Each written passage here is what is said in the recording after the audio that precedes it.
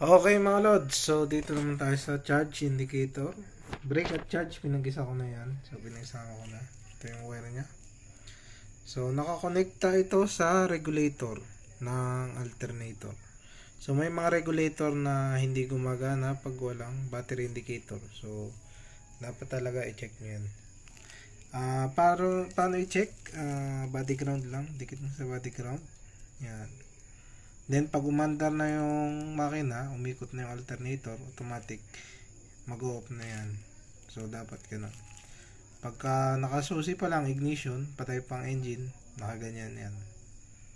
So pagka umikot na yung alternator, so i-open yan. Magka-capacitive 12 yan na supply, kaya mawawala yung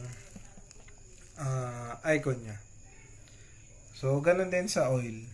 Dito sa oil, nagkamali ako kasi yung oil na nagamit ko itong taas.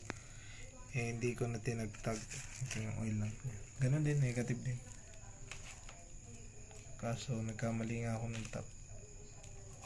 So hinayaan ko na lang na yung oil yung brake. So yun lang.